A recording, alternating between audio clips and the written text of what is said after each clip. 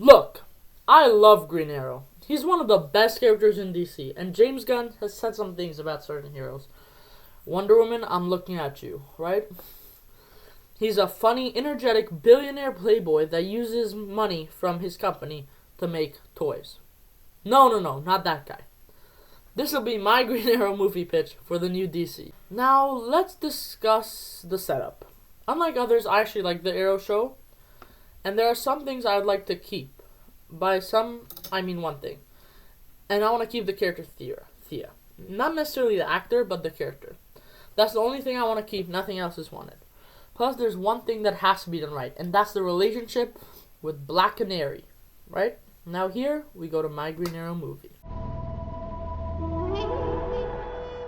We open looking through the lens of a hospitalized Oliver Queen. He is being wheeled into the hospital, and we hear doctors yelling.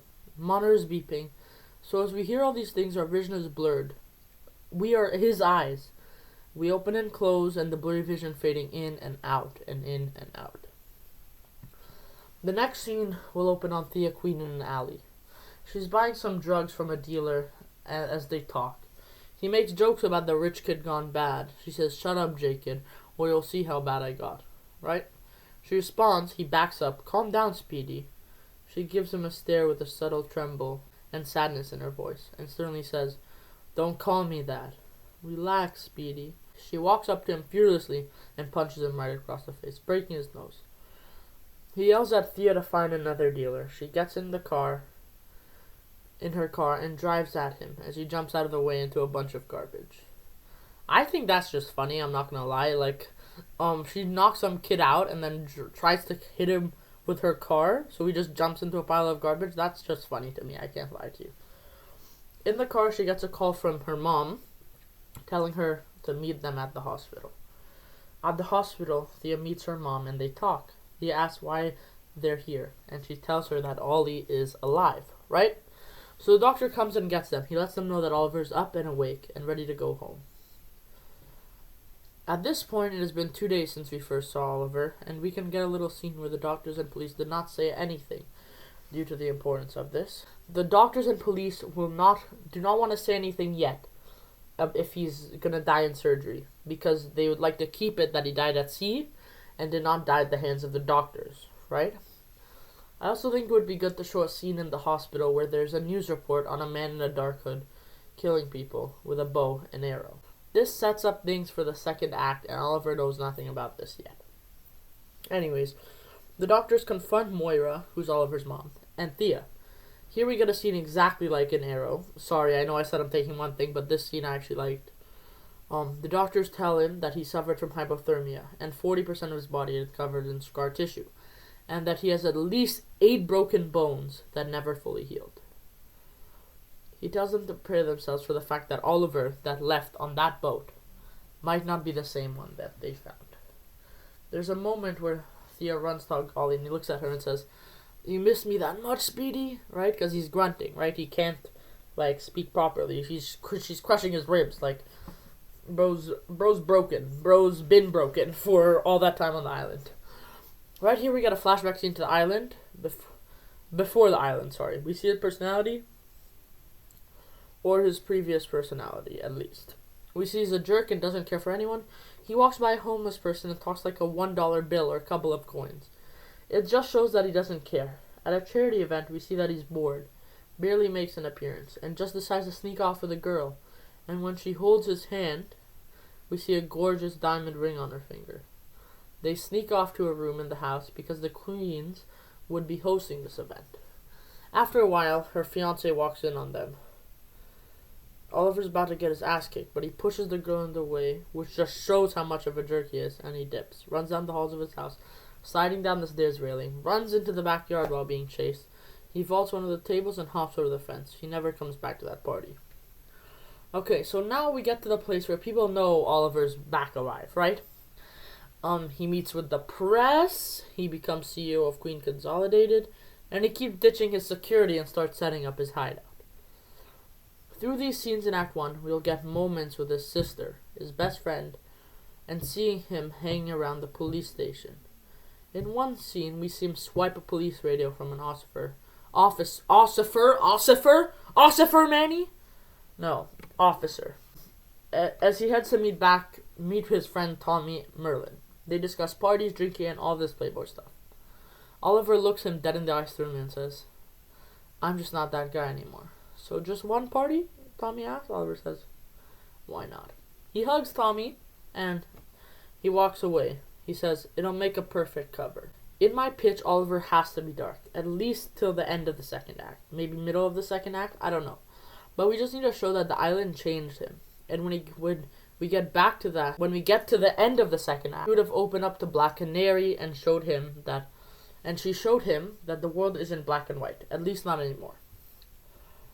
So Oliver sits in his hideout, and as he sets everything up, his tech, arrows, bow, his weird tennis ball launcher looking thing, and his training dummy. In his hideout, he is stern, not smiling, and as this scene happens, he flashbacks to the island. In the flashbacks, he is running through the forest with gunfire shooting at him. Then he sees someone that he loves. In this flashback, him and a woman confess their love as they share a kiss. He remembers this as he smiles. Remembering this, he smiles. But the smile faded very quickly as he remembers all the people dying. He looks at the girl. He looks down and sees a knife through her abdomen. Shadow, and people he met on the island, as a montage of each of these people's death play in his mind. Through each of these deaths, Oliver lets out a scream every time someone is shot in the head or stabbed through the heart. This fades away as Oliver swears in agony because he cuts himself on the saw, which he was making his arrowheads.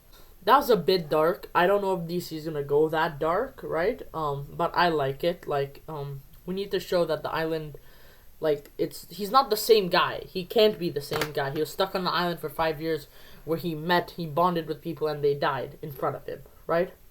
So at this point, I'm going to want to show a good 10-minute flashback scene for Oliver on the Queen's Gambit. On the Gambit, we see his dad and Malcolm Merlin as they yell at each other, angry, furious. In this scene, we'll hear Malcolm discuss how he wants to save Star City.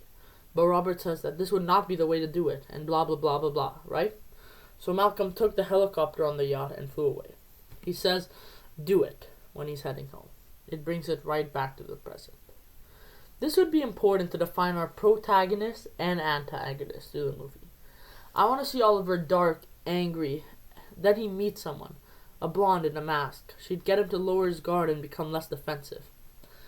Anyways, this will come up later, but this will define our protagonist as we use the villain to show the similarities and differences between the antagonist and protagonist. We set up this and we'll later see that the hero was able to overcome something that the villain couldn't. Something that the antagonist believes can only be overcome by wiping it out completely, right? So, back in present day, he goes to this party and has a nice time, right? He makes a toast of family and he's confronted by Thea, who makes a joke about how he has changed and come so far. Right after this, all he hears is that this blonde girl, Dinah Lance, she's in the bar and she's singing. It's gonna be exactly like the scene in Birds of Prey. She's singing the same song and her powers are shown, but with a little more oomph, as maybe we see sound waves that come from her mouth. We can see a couple of glass breaks and maybe the lights, the chandelier shake back and forth as her canary cry pushed it, right?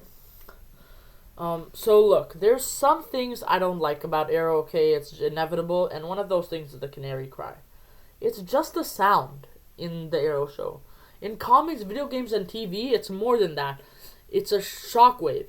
Nope, not that guy. Yeah. Anyway, Oliver will go up to her and try to buy her a drink. She declines and calls him a douchebag or something like that. He gets intercepted with a call, a 911, from his police radio about a man in a dark hood. Dinah listens in. Ollie goes to his Arrow cave, as he puts it. He puts on a suit and heads to the crime.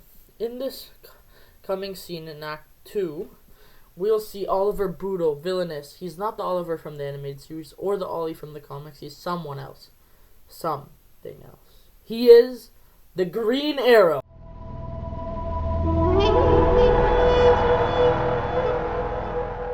Oliver scales the rooftops. He's searching for the man in the dark hood.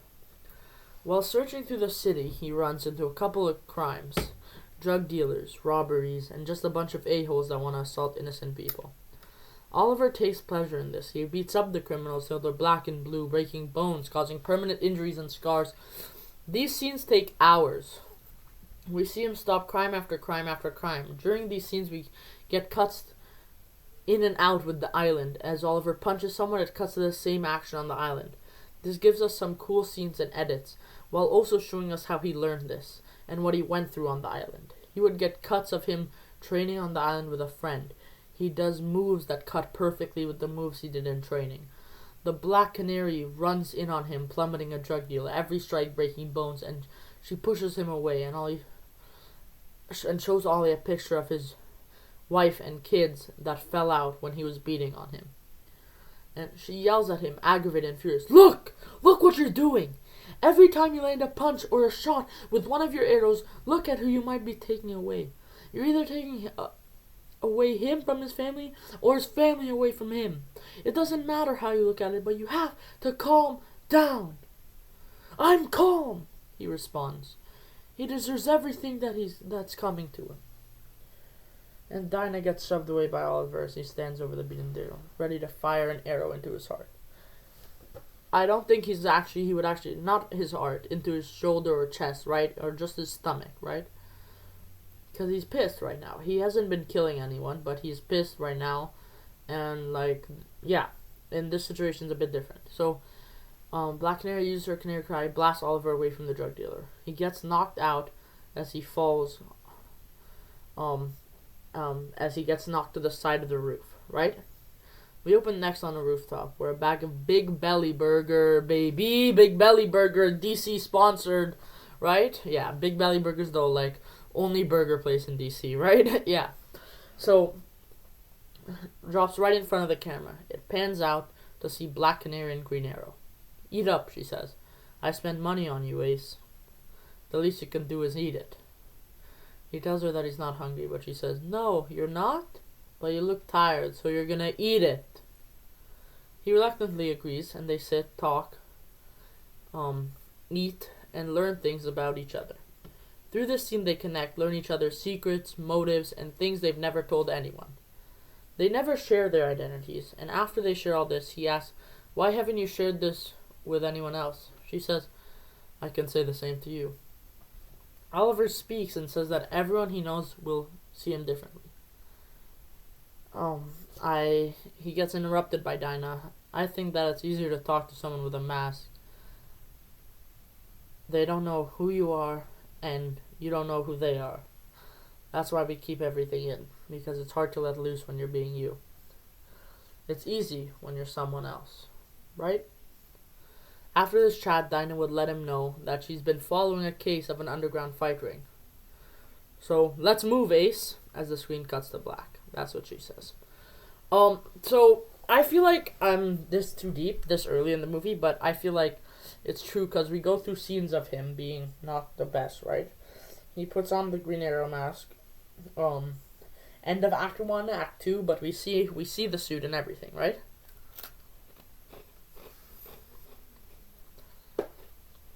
But I think this shows their relationship as it develops. And yeah. The next scene will be with Malcolm Merlyn looking at a man. We see desperation and fear in his eyes as the camera pans to see his wife. He screams out. The man lets a shot from his revolver right into her chest. He goes down by her side. As when he screams, they are muffled. We can't hear the pain he is going through, and we see a scene of him yelling for help at his dying wife's side. As now we slowly start to hear the scene, his wife, with her last breath, utter the words, "Don't turn your back on him." She does this as she taps his coat pocket. When he opens that pocket, he sees a picture of his son. Then the shot fades into him holding the same picture of his son while holding a glass of scotch in his hand. A fully grown Tommy Merlyn walks right into the room and says, "Dad, I'm throwing a party Saturday." Malcolm just mutters, "Okay," and Tommy didn't hear it, so he asks again. So Tommy asks again, and Malcolm just freaks out and says, "I said okay, now get out." He pauses from his dad outburst, gets out of the room as fast as he can while he's mashed. And then he's sorry, but it's too late.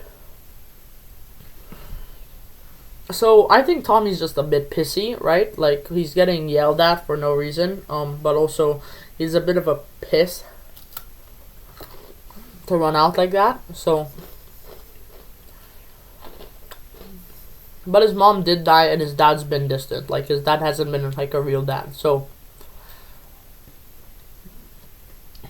next scene we open mid-fight as Oliver and Dinah take out this underground fight train. In this scene, we see them trust each other, work together, and fight well. Oliver ends up making some quips while he fights the bad guys, right? I'm trying to show that he's growing and becoming his true self, not this guy. He runs out of arrows, but in the midst of it, he grabs a metal pole out of the wall, a pipe, the boxing tape, and a glove, taping the glove to the pole. He beats a couple of the fighters with it in melee combat, right? But as one tries to get away, he launches the boxing glove to the back of the guy's head. He looks at Dinah and tells her, "Yeah, you and him have both something in common. You're both a knockout." That's good. I think that's a good line, guys. I think that's a good line. She chuckles and says, "Wow, you think he's handsome. Didn't know you swung like that." She walks away and he follows her saying, Wait. And as they walk away, the screen blurs as it zooms away, seeing bodies on the floor, knocked out, grunting, and he says, "That's not what I meant." Oliver meets up with Tommy, and Tommy talks about how his dad has been acting differently lately. And all this BS we don't really care about, right? He says how his dad's been looking at the picture of his mom a lot more recently.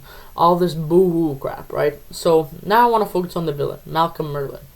Through these coming scenes, we learn his motivation on why he has been killing criminals. Why? Not just criminals, but both businessmen and criminals that work out of the Glades. He has a map of the Glades and pages full of the names of people, countless people. Too much for one man to take out all out, at least not by himself. So we learn through a newspaper article pinned to his wall with a kunai that the murder of his wife happened in the Glades. He looks at this many news articles filled with countless problems of corruption, crime, and death in the Glades. He pulls the kunai out of the article about his wife and says the Glades are going down tonight. He will drop that kunai on the floor. Not drop, but he'll fling it on the floor as it lands back in the newspaper that fell when he pulled the kunai out. The headline reads, "Wife of Malcolm Merlyn killed September 30th. The camera shifts to a calendar marked the 26th as Oliver, his mom, and Tommy walk in on Thea alone in the living room. They all yell surprise and start to sing happy birthday. They bring a cake, and Oliver and Tommy both have gifts for her. We have a sweet moment where they talk, hug, and give Thea her gifts. We see that they really are a family. The doorbell rings, the maid gets the door, and Malcolm walks in with a gift for Thea. There's a discussion for a minute, but then Tommy leaves. He gives Thea a hug and wishes her happy birthday. On his way out, Malcolm stops him, and they have a heated discussion about Malcolm's wife's death, and Tommy yells, "Look, Dad, I know losing Mom hurt, and I know it hurt much more, 'cause you were there, helpless. You couldn't do anything," as a man pointed the gun to her and pulled the trigger. He slows down. "But imagine how I felt. I was 10 years old when you came into my room. You looked helpless, hopeless. You could barely mutter the words. Then in that moment, I lost my whole world. Because in that moment, I lost both my mother and my father." Malcolm starts, "Son, don't call me that," as Tom yells, and he says, "My father left me 14 years ago." The rest of the people in the house, they just stay quiet in the living room. And he exits and slams the door. Back at his secret office, looking at the picture, he says, "I'm sorry, Rebecca, I abandoned our son. I left him, broken," he says. "In just a few days, I'll cleanse this city from what they took from me." He throws his kunai at a map of the Glades. Oliver walks in and Malcolm snaps out of it. Oliver apologizes for intruding as Malcolm closes the door to his secret office. Oliver gets a little peek of that office, and they talk. Malcolm and Oliver talk. He discusses his 5 years away, and he tells him that he spent a couple months in Star City before they found him washed up on shore. He was learning about the corruption in Star City and violence and crime. Oh, so much death. Death of good people, like Malcolm's wife, Rebecca. Oliver mentions her and says that on the island he's learned things, that he has become a better person. He says that now that he's back in Star City, he wants to help his home. He wants to save it. Enough benefiting from the corruption. He says that he will save Star City. Malcolm agrees and discusses Rebecca's death. He talks about how he has the same dream to cleanse the city of violence, corruption, and crime. In this scene, we see that basically this scene is just to prove that the protagonist and antagonist are not all that different. Both driven by loss. Oliver, who learned to love and grieve on the island with all that he lost, and Malcolm, driven by the death of Rebecca.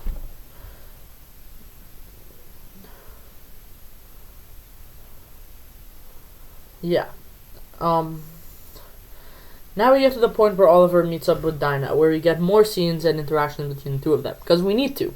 They get closer, and as they get closer, we see Oliver changing. He finds the Dark Archer, Malcolm Merlin. They have a confrontation. Oliver knows his identity. In the fight, Oliver's hood is going to get knocked off, and Malcolm says that he had a suspicion it was him, with how much he has changed. His whole, I have to save this city bullshit. But Oliver's constantly outmatched during the fight, and Black Canary is no help, as she was taken out earlier with a bolus arrow around her neck, pinning her to the wall and stopping her from using her cry. Oliver's beaten. He's already lost. In this fight, Oliver's suit is torn, cut with Merlin's sword. There's burns due to his flaming arrows and more. Malcolm says, don't even think about coming after me. He then fires an arrow right into Black Canary's abdomen, or else. She's helpless, too helpless to do anything. Oliver goes into a panic.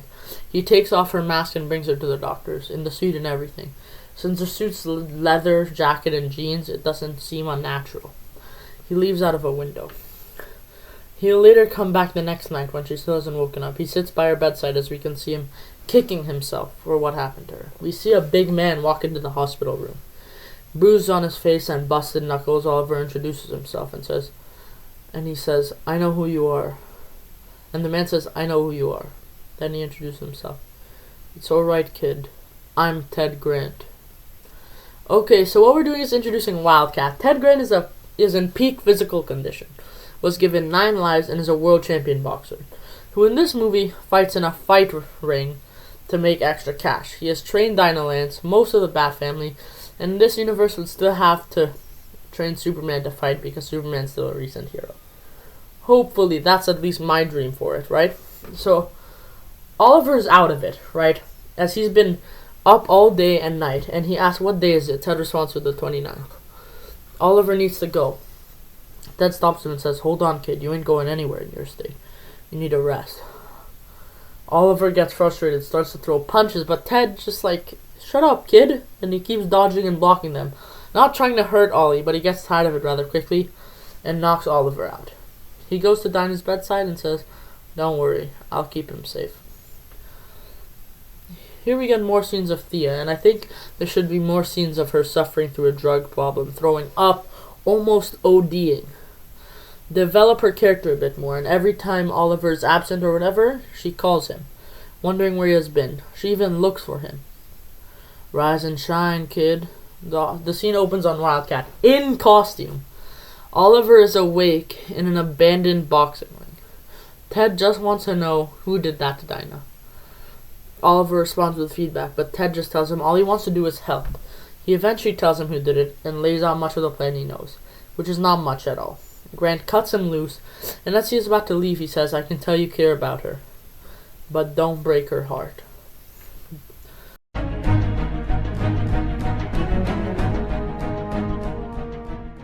Boom. Oliver runs as fast as he can. So he runs through the streets of Star City. We see night turn into sunrise, and sunrise turn into early morning. Oliver eventually finally makes it home, right? He finally makes it home. He runs in and looks at Thea, who just woke up, panting and struggling to catch his breath. He tells her to stay out of the glades. She's confused and says it's going to be impossible because her club's in the glades. He yells and says, "Please, Thea, I'm begging you." She agrees, and Oliver gets out of the house onto his motorcycle. He says, "I won't let him hurt anyone else I care about."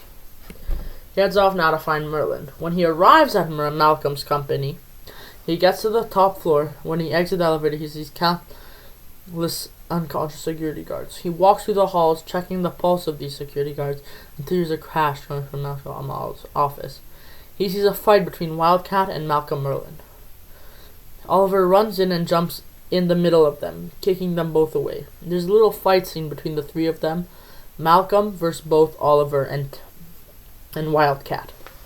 Malcolm holds his own until he's knocked through a wall into his secret office. He makes some remark about the Glades going down tonight as he grabs his bow, his bag of gear, runs and jumps out of the window, using his bow to grapple and land safely. When they try to go back the way they came, they see countless guards with rifles coming to the office. Oliver thinks up a plan. He grabs 2 grapple arrows Malcolm has in his office. They place the heads on the floor and hook it to their belt loops. They jump, they grab the slack at the last minute, slowing them down to the point where they can unhook the cable and land safely. Oliver gets on his bike and tells Ted to meet him on the roof of Big Belly Burger. We get a montage with music.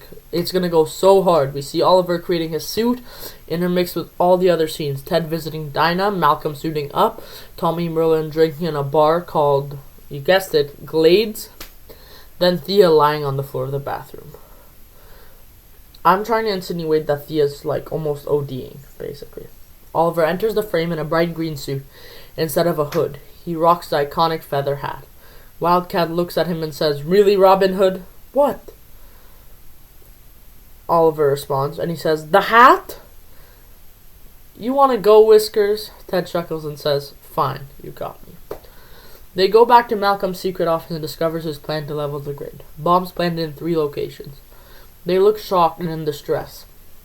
Malcolm walks in on them wearing his suit, mask, and everything. "You're too late. The Glades are gone. The bomb squad won't be able to get there on time." Boom. Wildcat denies that and says he can't. He tries to run out of the building, but Malcolm stops him. GreenArrow, Malcolm, and Wildcat get into a wicked fight. Mixing the styles of boxing from Wildcat, Collie from Ollie using his bow as a weapon, and Malcolm sword fighting. Along with integrating arrows into the fight, Wildcat gets kicked out of the window. Oliver runs to the window, only to find Wildcat's okay, and already on the ground. Malcolm then kicks Ollie out of the window, but he shoots his grapple arrow and heads to the roof. But Malcolm, seeing him start to head up, he jumps on him mid-air, right? And they both head to the roof. On the roof, they fight. The fight intercuts with intense scenes of Wildcat sprinting down the streets, panting, heading toward the Glades. We realize his initial target is the bar Glades. He will not let anything happen to Oliver's friend. But he doesn't know Oliver's friend is in the Glades, but he's just still rushing there. Because the bar's at the center of the Glades. That's why it's called the Glades. So we realize his initial target is the bar, because that's where the bomb would most likely be placed, right? It's at the center of the Glades. That's the best place. Oliver's being beaten, outmatched at every turn. He can't win. The sword and his training makes him a dangerous opponent. His sword cuts through Oliver's bow. Oliver sits on his knees looking at the engraving on his bow. He sits there broken as there are massive explosions in the Glades behind him. "Look at your city, Oliver, shattered, and you on your knees broken," Malcolm says. Oliver retaliates, "I'm not broken, you are." He stands. "I have come back from 5 years of hell, where I've watched my friends and people I love die." Malcolm steps back. "And here you are destroying a city after watching your wife die. But I'm here defending my city, helping my city. I'm not broken, you are." Malcolm swings his sword, then Oliver catches it in one hand by the handle. He looks Malcolm dead in the eye, and he says, "Don't be scared, Merlin. Not now." He punches him twice in the face. "You may have killed your own son. Are you scared now?" He kicks his leg, bringing him onto one knee. He disarms the sword and raises up. "I'm gonna kill you, Merlin. Are you scared now?" Merlin responds, "No, Oliver Queen. I'm ready." Ollie's about to bring the sword down when Dinah runs in and says, "Stop! Ollie, you're better than this, stronger than this. Show him that you're better than this. You're not the same as him because he is not the man I'm falling for. You are. So step back." Oliver drops to his knees with tears dripping down his face. Merlin drops his little gadget and he just disappears in the smoke. Ollie continues to cry as he mumbles words under his breath about death. Dinah gets on her knees and grabs his face and says, "Ollie, Ollie, Ollie." She can't snap him out of it. "Screw it." As heartfelt music plays, she kisses him. He says, "What did I do to deserve that? Not that I'm complaining. I just thought that you were a knockout yourself." After this moment, we open up in the Queen's house on the news channel reading 2 months after the Glades aftermath. Ollie walks in on Thea, who's making countless calls to multiple investor suppliers, all for her club after the wreckage. Oliver tells her, "Hang up the phone." She reluctantly hangs up, and after a couple times of Ollie asking, he gives her the idea of turning her club into some sort of relief center. He knows it won't bring her money, but it can bring her recognition as someone who helped the community.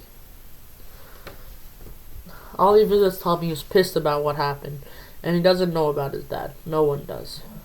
He's furious. He has scars and burns on the left side of his face due to the explosion in the Glades. In this scene, we see Thea, who's following Ollie, spying on him because it's hard to trust him after he said that he would tell her all about it. So Ollie leaves Tommy because Tommy wasn't in the mood to talk to anyone. He gets on a motorcycle with Dinah and Thea, who Thea has seen a couple times. She follows them to Oliver's lair. She sneaks in a shark boat she found. Oliver knows Thea's in the room and says, "Yeah, I'm the Green Arrow, Speedy." She laughs and says, "How did you know I was here?" "It's because I'm the one that wanted to tell you." It's because he wanted to tell her, not because she's so sneaky. No, it's because he wanted to tell her. Now we get a montage in the end. Thea setting up her relief center, Tommy drinking in depression, Ollie, Dinah, and Ted fighting crime, having drinks, Ollie training Thea, Malcolm closing and removing everything from his secret office. Thea meets Roy Harper when helping people during her relief center. Really, whatever you'd like to call it. Charity relief center, same thing. More training with a bow and arrow for Speedy, and the montage will end with a phone ringing. We come to see Ollie's phone ring. A call from Bruce Wayne, as the screen cuts and the title reads Green Arrow Reborn. Listen, Green Arrow Reborn, Green Arrow Shattered Archer. I don't know what I'd call it. I think I'd call it Green Arrow Shattered Archer because it's his origin, closer to his origin, right? And so the post-credit scene is simple. Malcolm is on a call with someone telling him he did good. He ends the call, and we see it. Stop choking on your words. We see a shadowy figure who says, "It's time." The Ninth Circle makes their big debut.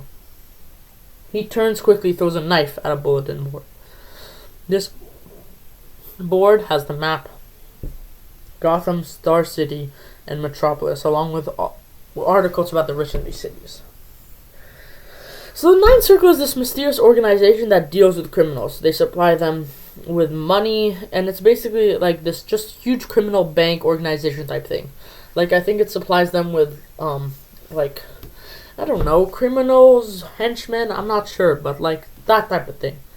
So plus, I think we should have them against a couple Justice League members, like Green Arrow, Batman. Like, Batman has a lot of villains, many of them who are supposed to be rich mob bosses. Falcone, Penguin, Two-Face, and even the Joker.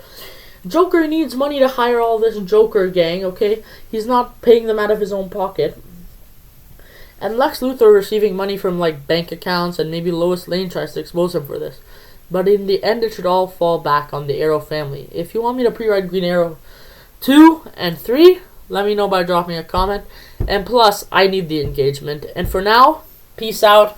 Love you guys. Like, comment, and subscribe. Hit me with your own ideas about a Green Arrow movie in this universe. I love you all. Please subscribe. Catch you guys on the flip side. See ya.